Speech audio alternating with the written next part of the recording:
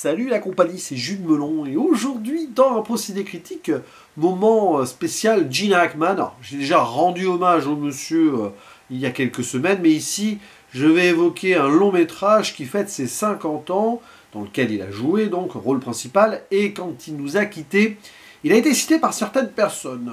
Et j'avoue que je ne connaissais pas du tout La Fugue ou Night Moves en version originale, sorti donc en 1975. Alors le titre anglais est intéressant parce que Night Moves, il y a un film de Kelly Reichardt, aussi plus récent, qui a le même nom.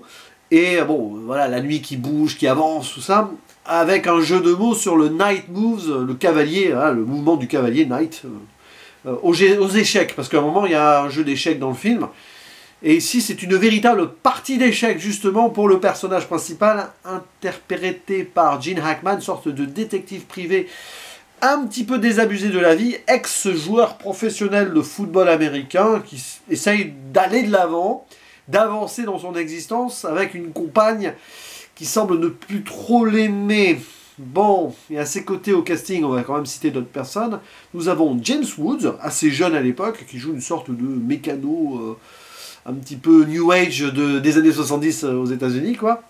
Melanie Griffith, pour son premier grand rôle, je pense, au cinéma. Elle était toute jeune, alors son personnage a 16 ans en tout cas.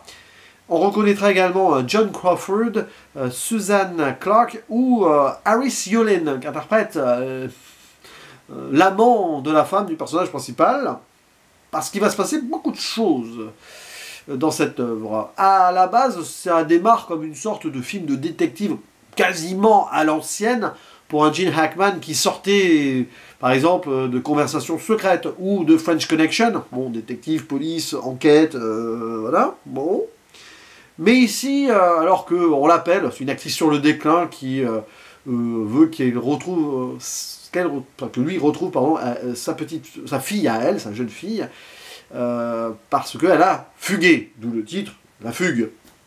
Donc cette adolescente, interprétée par Melanie Griffith.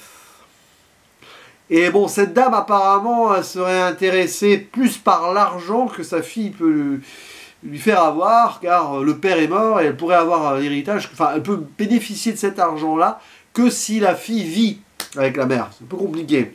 Donc, est-ce que c'est par amour maternel ou par argent qu'elle est intéressée donc, par les retrouvailles de cette fille, et celle-ci est-elle partie parce qu'elle ne se sentait pas bien avec cette mère qui la possédait plus pour l'héritage. Bon, alors du coup c'est assez traditionnel sur le papier. Harry Mosby, c'est le nom du personnage de Gene Hackman, va être un petit peu sur la piste de cette fille, et puis il va lui arriver beaucoup de choses. En parallèle, il va découvrir que sa femme le trompe avec un amant. Ai-je précisé, c'est une introduction un peu différente de d'habitude, parce que je suis dans un état un peu second au moment où je fais cette vidéo, pour plein de petites raisons, mais ça colle bien avec l'aspect du film. Ai-je précisé donc que c'était un métrage réalisé par Arthur Penn? Je ne crois même pas. Bon, bref. Un monsieur, fer de lance, entre autres, de ce nouvel Hollywood, avec Bonnie and Clyde, où Gene Hackman jouait, et avec aussi Little Big Man. Bon, n'allez pas chercher plus loin, ce n'est que le troisième long métrage d'Arthur Penn que je découvre, si je ne me trompe pas. J'ai pas mal de lacunes encore avec son cinéma. Un cinéma toujours marqué par un aspect regard sur la société, avec des excès de violence aussi par moment, peut-être. Et sa monteuse, Didi Allen, qui est très connue aussi pour avoir insufflé quelque chose d'autre dans le paysage du cinéma américain, inspiré par la Nouvelle Vague, si vous voulez, avec Bonnie and Clyde, et aussi Little Big Man. Là, c'est peut-être moins frappant et marquant, peut-être, quoique.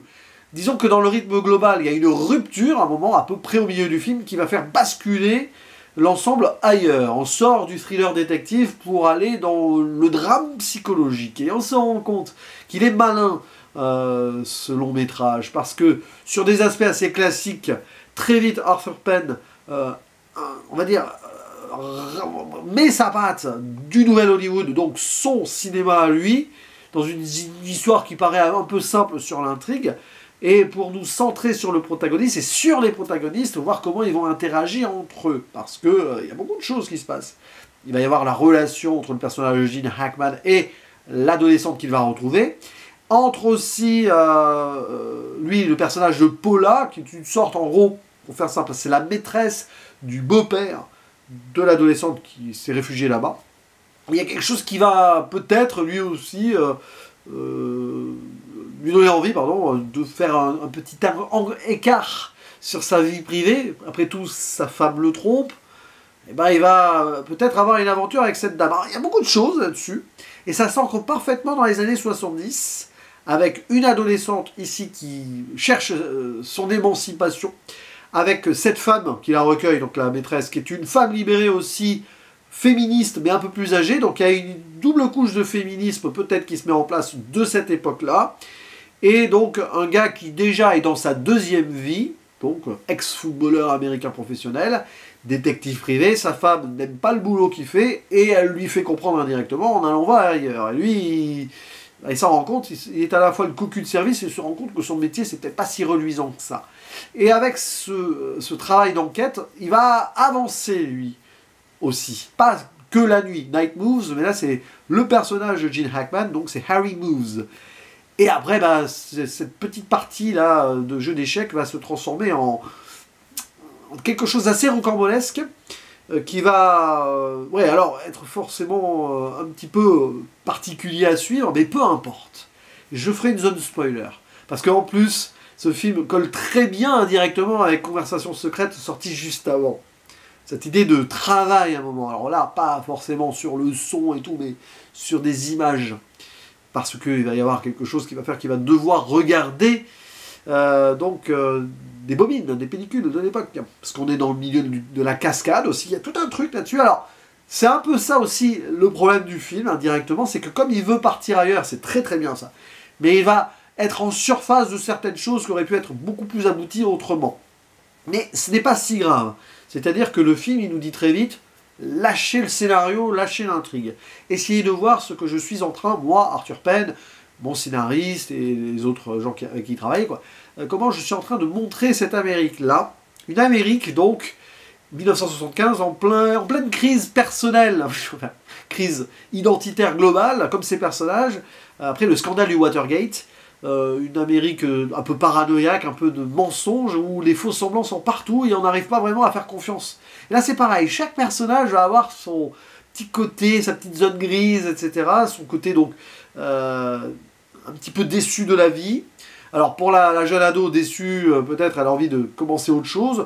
Le personnage de Harry, Gene Hackman, voilà, là il arrive à la quarantaine et il n'est pas... Voilà, ça va pas, quoi. Et les deux vont avoir cette conversation, d'ailleurs, hein, parce qu'ils partagent aussi le fait que le papa n'est plus là, pour faire simple. Hein. Et cette conversation qui est là est assez désabusée. Voilà, elle le dit, hein, ouais, bah, à 16 ans, ça craint et tout, bah t'inquiète pas, à 40, c'est pas mieux, qu'il lui dit. Et puis, bah ouais, c'est pas joyeux, quand même, tout ça. C'est quand même bien. C'est quand même bien. Mais comme je l'ai dit plus ou moins en intro, et vous le voyez dans cette vidéo, je l'ai vu de façon un peu décalquée et décalée, pour des raisons qui me sont très personnelles, en rien de grave, hein, c'est des petits moments de la vie comme ça.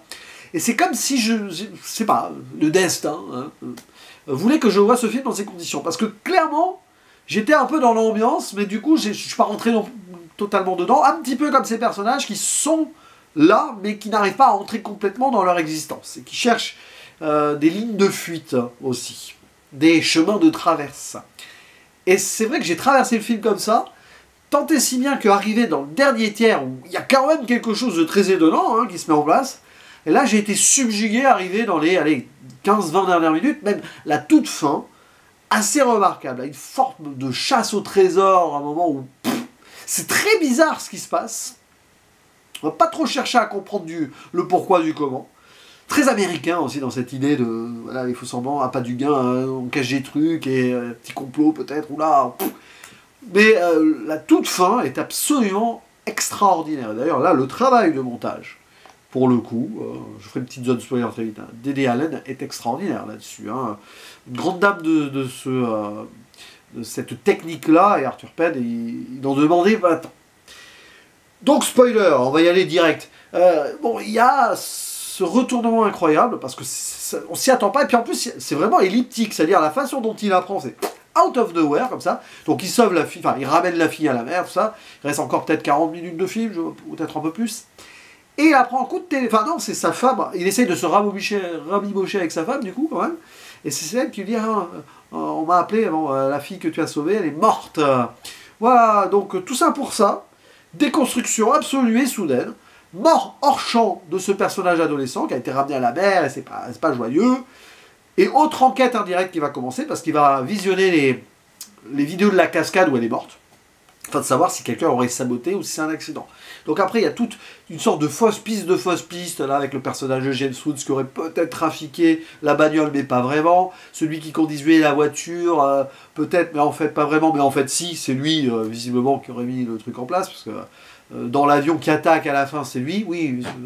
Il retourne vers le beau-père et la maîtresse, où on sent que, ouais, une sorte de truc là-dedans, paf, c'est le bazar, mais en fait, on est perdu avec le personnage, et le côté désabusé s'enfonce. C'est-à-dire qu'au moment où il pensait avoir quelque chose, un renouveau, c'est-à-dire cette rencontre, double rencontre avec la jeune Delhi, donc Melanie Griffith, et ce personnage de Paula avec qui il y a une sorte d'aventure, d'incartade, bon, bah, ceci l'a fait grandir, d'ailleurs son épouse revient vers lui parce qu'elle le sent changer, ça semble pouvoir aller mieux, mais alors pas du tout, patatras, derrière il va mettre le nez dans un truc comme ça, et évidemment il va en prendre plein la gueule.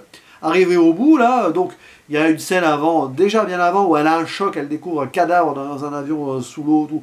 Ça va avoir un écho à la fin, le trésor serait là, il est attaqué par un avion, c'est grosso modo le seul survivant, après, sur une sorte de radeau de la Méduse, là, de bateau sur lequel il est, et va voir cet avion qui s'est écrasé, qui l'a attaqué, s'écraser dans l'eau, il y a ce plan extraordinaire où on voit qu'il regarde sous l'eau, et le gars qui est en train de se noyer, waouh, ça m'a rappelé un peu l'âme de fond de Ridley Scott, cette idée de voir quelqu'un qui sent la fin arriver alors qu'il commence à se noyer, il n'y a rien de pire comme mort, hein. Il n'y a rien de pire. Moi, ce serait le pire des cauchemars. Tu as le temps, voilà, de dire, dernière respiration, tu as le temps de voir vraiment comment tu vas terminer, quoi. Bref, il y a ça, et après il est touché, on sent qu'il va crever, quoi. Mais c'est pas montré. C'est comme la mort de la jeune ado, hors champ, lui, bah, la caméra, une sorte de plan hélicoptère qui s'en va, là, il tourne en rond autour de... Il s'est écroulé, il s'est évanoui, il va probablement mourir de ses blessures. C'est comme ça que le film s'arrête. On pouvait pas faire plus désabusé, quoi. Voilà, ça c'est l'Amérique du Watergate. J'extrapole, j'exagère, mais à peine, en fait. Où ça ne peut pas bien se terminer. Hein. Il faut que patatras, il y ait quelque chose qui est en rupture totale. Alors déjà, cette rupture au milieu et cette rupture finale... c'est comme s'il y avait la démission du rêve américain, là, après la démission de Nixon. Dans le nouvel Hollywood, là, il y a une forme aussi de personnages qui démissionnent de leur vie aussi, et qui en pâtissent et qui en périssent, quoi. Tout ça pour des histoires d'argent, de corruption, de mensonges et de faux semblants. C'est absolument dramatique, mais c'est parfait dans le côté brutal, et c'est tortueux, et tu sors de là, ouais, t'es marqué, quoi. Quand bien même le film puisse avoir des défauts, mais dans ses défauts, il te marque, quoi. Parce que c'est comme ça. Je vais faire ma zone spoiler, voilà, c'est une impression des critiques qui est un peu en désordre, un petit peu à l'image du film, un petit peu à l'image de l'état dans lequel le film a pu me mettre, ou déjà dans l'état dans lequel j'étais devant ce film. Grosse fatigue, convocation dans tous les sens, surprise, pas surprise, voilà pourquoi. Hein, grosses incertitudes de cette période, au moment où je fais cette vidéo, fin mai pour vous, vous la voyez début juin, voilà, on ne sait pas trop à quelle sauce on peut être mangé, dans mon milieu, dans mon métier, et que c'est un peu compliqué de s'organiser, mais c'est pas grave, hein. C'est comme ça, le cinéma existe, ces films existent, et finalement, bah, on peut, toute proportion gardée, évidemment, s'identifier à certaines choses et à certains personnages. N'hésitez pas à me dire en commentaire ce que vous pensez de ce film, de la performance de Gene Hackman, comment vous le situez dans sa carrière, et bien sûr aussi dans le cinéma d'Arthur Penn, parce qu'après Bonnie and Clyde et Little Big Bad, bon, c'est très différent, là, mais oui, il y a des petits moments où ça, paf, la violence est là, la violence psychologique plus, là, j'ai envie de dire, mais quand même. Voilà, avec des changements de vie. C'est toujours ça aussi, hein. Des personnages au tournant de leur existence chez Arthur Penn, visiblement. Bref, à vous la parole, il ne me reste plus qu'à vous dire à la prochaine, ciao.